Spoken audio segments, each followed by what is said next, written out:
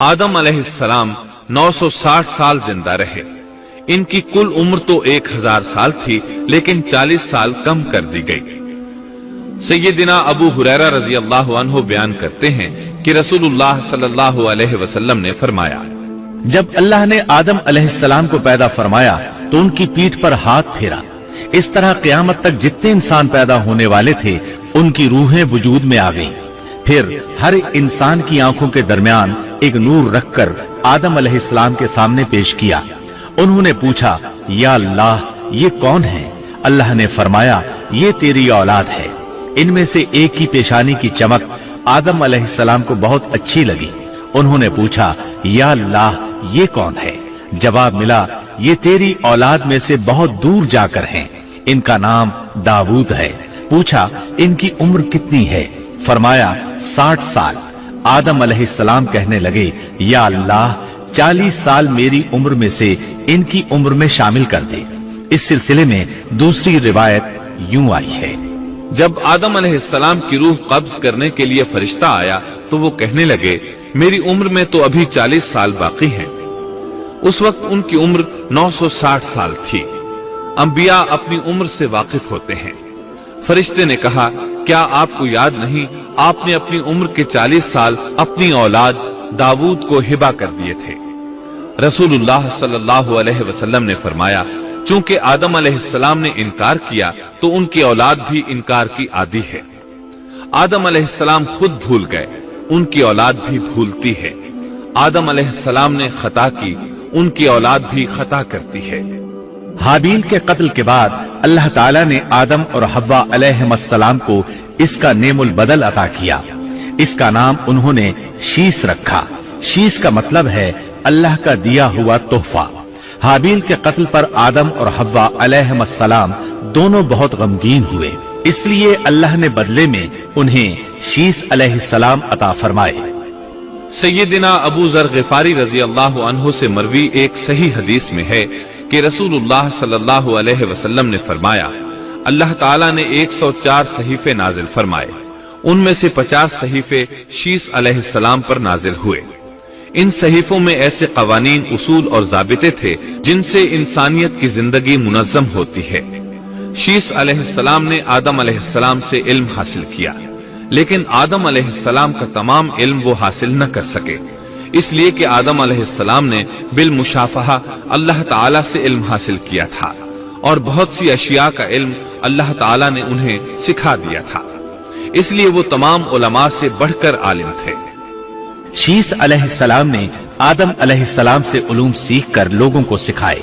लोगों ने उनसे मुख्तलिफ उलूम, फनून और पेशे सीखे।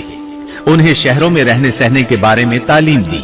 दिन रात के हिसाबात से उन्हें आगाह किया और उन्हें बताया कि किन औकात में वो अल्लाह की इबादत करें और इबादत के तरीके उन्हें सिखाए। अहादीस में इसकी वजाहत मिलती है।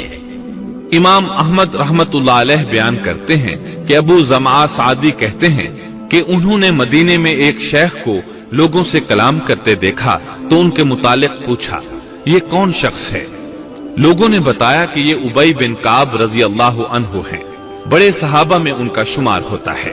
तमाम मुसलमानों से बढ़कर कुरान और उसकी तफसीर के आलिम हैं। अबू ज़मा फरमाते हैं कि उबई बिन काब रजी अल्लाह अन्हु उस वक्त ये वाकया बयान कर रहे थे कि जब आदम अलैहिस्सलाम की वफात का वक्त करीब आया तो उन्होंने अपने बेटों से फरमाया, मेरा जन्नत के फल खाने को जी चाहता है। जन्नत के फल दुनियावी फलों जैसे ही होते हैं। सेब, अनार, अंगूर, ये सब जन्नत में मौजूद थे।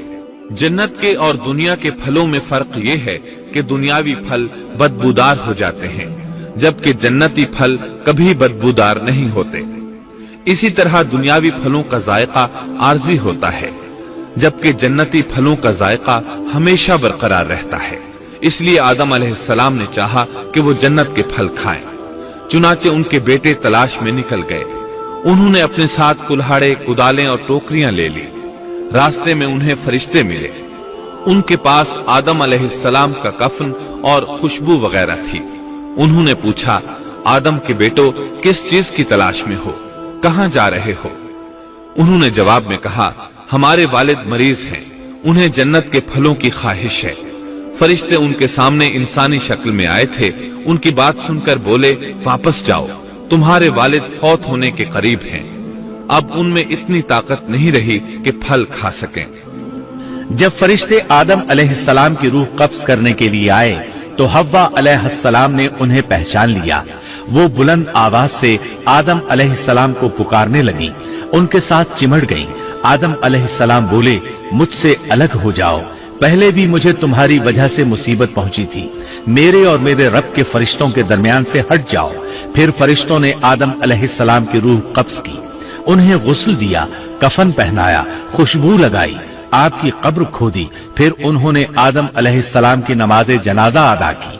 उसके बाद उन्हें कब्र में उतारा, फिर ऊपर मिट्टी डाल दी और बोले, आदम के बेटो, तुम्हारे लिए यही तरीका है। उस वक्त तक लोग कफन दफन के अहकामात से वाकिफ नहीं थे। उन्हें इल्म न था कि काबिल ने अपने भाई को कैसे दफन किया था। इसलिए फरिश्तों को भेजा गया ताकि तदफीन का तरीका बता दें। तो इस तरह इंसान को दफन करने का तरीका मालूम हुआ जो फरिश्ते लेकर आए थे। आदम अलैहिस्सलाम ने अपनी 960 साल की मुकम्मल जिंदगी में सिवाय उस दरख्त का फल खाने के और कोई खता नहीं की। आपकी वफात के 1 साल बाद हव्वा अलैहिस्सलाम भी वफात पा गईं। ये था हमारे बाप सैयदिना आदम अलैहिस्सलाम का उसवा और सीरत तैयबा का हाल।